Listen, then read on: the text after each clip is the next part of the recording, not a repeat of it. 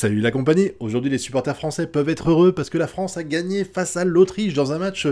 très compliqué. Peut-être qu'il était même plus compliqué que ce qu'on aurait pu imaginer, alors attention, hein. Il faut pas manquer de respect à l'équipe d'Autriche, ils sont très bons, certes, ils font pas partie des cadors européens, je veux dire, quand on parle des favoris pour cette Coupe d'Europe, on parle de l'Angleterre, de l'Allemagne, de l'Espagne éventuellement, de la France, mais on parle pas de l'Autriche, ça peut être une bonne surprise, mais c'est tout. Mais c'est vrai qu'ils ont fait des très bons matchs récemment, donc ils pouvaient être dangereux, et ils l'ont été, même s'il a fallu attendre le premier but de l'équipe de France pour voir un petit peu l'Autriche se réveiller en seconde période, parce qu'avant c'était un petit peu timide, mais sincèrement cette équipe de France, elle m'a rassuré sur pas mal de points, et elle m'a inquiété sur beaucoup d'autres. Parce que, alors déjà, on va juste parler de la défense, Maignan,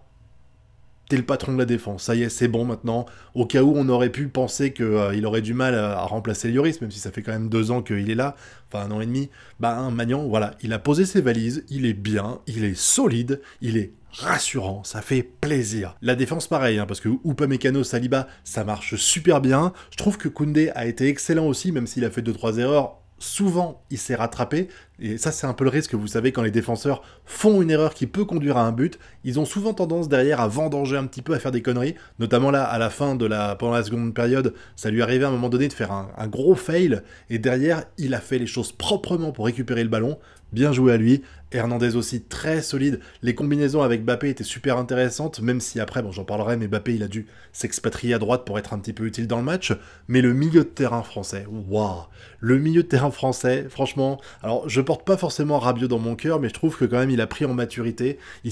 globalement il s'est pas trop mal démerdé, mais c'est juste que, en fait, Kanté a été tellement impressionnant dans ce match pour moi que la performance de Rabiot, elle paraît moins bonne parce qu'il a à côté de lui à droite un Kanté. Quand on pense qu'au début on était là, on fait « Oh bah tiens, Kanté il a été appelé par Deschamps, on sait pas trop s'il va avoir le niveau, comment ça va se passer vu que maintenant il joue en Arabie Saoudite ». Le mec il a mis tout le monde d'accord là. Déjà les matchs de préparation il s'est plutôt bien démerdé, mais ce match-là c'est l'homme du match pour moi. C'est clairement l'homme du match, il a été excellent, il était partout sur le terrain, en défense à gauche, en attaque à droite, il était vraiment, pour un mec de son âge, je rappelle qu'il a pas 20 ans, pour un mec de son âge, réussir à une telle performance, surtout que on avait critiqué, je vous dis, le fait qu'en Arabie Saoudite, ça joue peut-être moins vite et tout ça, qu'il il a peut-être perdu en forme physique et tout ça, le mec, il t'a dit clairement, non, regarde la preuve, je suis là, et je déchire, et il a déchiré, il a été sur les bons coups quasiment à chaque fois, c'était cool, mais le problème, c'est l'attaque. Le problème, c'est l'attaque véritablement, parce que franchement, il n'y en avait pas un pour rattraper l'autre. Je veux dire, Thuram a fait plein de conneries, Mbappé, ça a été un fantôme, heureusement qu'il met un but... alors, heureusement que l'Autrichien, c'est Wöber, je crois, Wöber, il l'a aidé à mettre un but, parce que sinon, Mbappé, il aurait fini encore une fois le match sans mettre de but, et sans être vraiment décisif. Il nous a fait face à Neuer en finale contre le Bayern, il a raté des trucs qui étaient inratables. C'est ça qui est super triste en fait avec Mbappé, c'est que on le considère à juste titre comme un des meilleurs joueurs du monde, dans le top 3 des meilleurs joueurs du monde, on va dire, pour être d'accord. Le mec, quand tu vois, des fois, il y a des choses, c'est tellement évident que tu peux pas la rater quand tu fais partie de ce top 3-là, ou très rarement. Et j'ai l'impression que Mbappé, il fait tellement d'erreurs qui sont tellement loin du statut qu'on lui donne de top 3 mondial. C'est incroyable de voir les erreurs qu'il fait, enfin pas forcément des erreurs, mais ouais, les mauvais choix, les mauvaises prises de balles, des fois c'est... Et à côté de ça, il va nous faire des coups de génie, on a fait plein, des petites passes comme ça en talonnade et tout, ça a été impressionnant, mais c'est un buteur quoi, c'était l'attaquant vedette de l'équipe aujourd'hui sur la compo de match, et ça a été... Ça s'est pas trop vu, quoi, moi, je trouve. Par contre, Dembélé,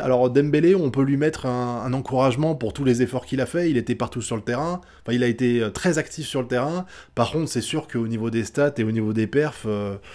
voilà, on va être gentil parce qu'il a fait des efforts, mais sinon, c'est clair que ça s'est pas trop ressenti sur le score final, ok, mais même, je trouve que il a fait des tirs, il les a vendangés, il a fait pas mal de moments où il était pas bien sur ses appuis, donc il perd la balle bêtement, voilà, c'était super triste. Mais ce qui m'a le plus embêté, en fait, avec cette équipe de France, alors encore une fois, je vous dis, on s'est bien démerdé, on gagne 1-0, c'est solide, on a tenu, même si à la fin, ça a été compliqué, à partir du moment où il y a eu le changement de la part du coach autrichien, ça a beaucoup perturbé l'équipe de France, mais... Je trouve qu'il y a un vrai souci, c'est que j'ai l'impression de retrouver le Paris Saint-Germain cette année. C'est-à-dire que on a essayé de jouer un peu en possession, mais en fait, l'Autriche, au début, en tout cas, après c'était plus compliqué pour eux, mettait une telle pression une telle pression que bah en fait on se passait notre temps à revenir en arrière. Il y a un ballon à un moment donné, on est quasiment sur les 16 mètres du gardien, et en fait à force de faire des passes en arrière parce que les Autrichiens mettent la pression, on arrivait jusqu'à Magnan quoi. Et quand je vois ça, je me dis putain mais il n'y a pas moyen de s'échapper un petit peu de tout ça, d'étirer le jeu pour réussir à pas avoir besoin de retourner dans nos buts à nous alors qu'on est sur une action de but chez eux. Moi ça me dépasse, et je trouve que les lignes sont très éloignées, c'est-à-dire que il y a beaucoup de moments où les défenseurs ils pilonnent devant en se disant bah prions pour qu'il y ait un attaquant français qui arrive à choper la balle, mais voilà, j'ai vraiment cette impression de la défense, alors elle est plus sereine que le Paris Saint-Germain, ça se voit, mais que la défense est sous pression, que des fois, les lignes du milieu, bon moi je peux les comprendre parce que c'est vrai que Kanté et Rabiot ils ont tout donné, mais les lignes du milieu de terrain, elles ont du mal un peu des fois à faire à se rapprocher, et surtout l'attaque, voilà, c'était un peu dommage, je trouve. Ça je l'ai vu à plusieurs reprises. Après, je trouve quand même que les Autrichiens jouaient vraiment dur, quoi. Vraiment. Alors après, ils ont pas le ballon, donc ils sont obligés un petit peu d'agresser les Français. Mais c'est vrai que Wöber, là, il a fait des trucs, je comprends même pas comment il a pu finir le match, hein. On m'aurait dit qu'il était payé par l'équipe de France pour les laisser gagner, ça marchait, parce qu'il s'est mangé un jaune stupide. Du coup, après, il a dû défendre avec des pincettes pour pas s'en prendre un deuxième. Il met le but contre son camp. Et après, c'est lui, je crois, qui a poussé Griezmann dans les panneaux publicitaires qui l'ont fait saigner. Franchement, ouais, non, ce match-là, au final, il restera pas dans les annales, parce que, je trouve, enfin, pas dans les annales, c'est un match, en fait,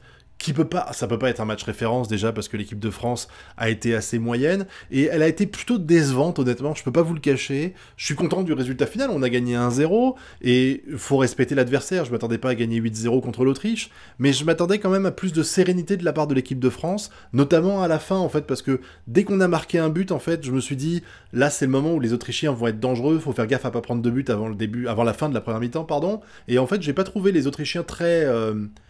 actifs. Et à côté de ça, en deuxième mi-temps, ils sont un petit peu réveillés, et nous, on a un petit peu sombré, même si à la fin, bah, la fatigue fait qu'il y avait des ouvertures à droite à gauche, même si ça a mené à littéralement rien pour nous, et qu'ils ont été dangereux par contre de l'autre côté. Mais globalement, ça n'empêche, et encore une fois, je veux pas manquer de respect à l'équipe autrichienne, mais ils avaient une défense nulle à chier. Sincèrement, des errements défensifs, il y en a eu une quantité astronomique, et c'est clair que ça n'arrivera pas quand on jouera l'Allemagne ou l'Angleterre et tout ça, et voir qu'on n'a pas réussi à profiter de ça pour essayer de se mettre en confiance et tout ça, c'est un petit peu dommage. Pareil, l'attaque, ils ont fait des beaux trucs, mais globalement, je les ai pas... Bon, je me suis senti inquiet à plusieurs reprises, soyons d'accord, hein, mais je me suis pas dit, oulala, on est à deux doigts de se prendre un but à chaque fois. Franchement, Magnan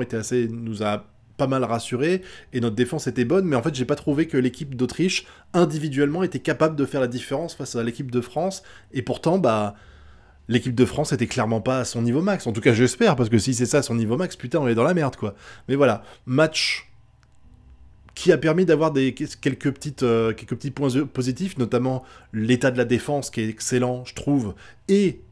Kanté qui a rassuré tout le monde au niveau de son état de forme, franchement, soyons d'accord. Maintenant, l'attaque, c'était pas ça. Mbappé, visiblement, en plus, il a peut-être le nez pété. Je sais pas, j'ai pas vu les nouvelles, mais il a peut-être le nez pété, et du coup, bah, si c'est le cas, même si tu peux jouer avec un nez cassé, forcément, tu feras plus attention dès qu'il y a un ballon aérien, ou s'il y a un coup de coude dans le nez, tout de suite, ça devient beaucoup plus vieux, beaucoup plus dangereux, etc. Et puis, Griezmann, c'était souffre-douleur, il a pris tarif tout le match, le pauvre. Franchement, donc j'espère que les joueurs seront en meilleur état pour la suite de la compétition, mais ce match-là, voilà, c'est une victoire. C'est une victoire qui n'est absolument pas rassurante sur pas mal de points, mais qui l'est sur d'autres, voilà. Résultat mitigé pour moi, mais quand même mitigé positif, hein, parce que victoire 1-0, du coup on aborde le prochain match et les deux prochains avec un peu plus de sérénité quant à une qualification pour la suite, mais il faut pas se reposer sur nos lauriers. On a vu déjà en match de préparation qu'on était quand même assez moyen, voire médiocre. Là on a fait mieux, heureusement, mais c'est pas encore ça. Mais bon, après, il faut que la machine se rôde, hein, donc on verra bien ce qui se passe pendant les deux prochains matchs, hein. N'hésitez pas à me dire ce que vous avez pensé du match, quel joueur était top pour vous, quel joueur était un peu plus flop. Voilà, ça m'intéresse parce que on voit pas tous les mêmes choses pendant le match, on s'intéresse pas, on focus pas notre regard sur les mêmes choses, donc je serais curieux de savoir ce que vous avez vu dans ce match que moi j'aurais raté, hein, y a pas de souci. Et puis vous connaissez la chanson, pouce bleu, abonnement et partage, et nous on se retrouve bientôt pour de prochaines vidéos. Tchuss!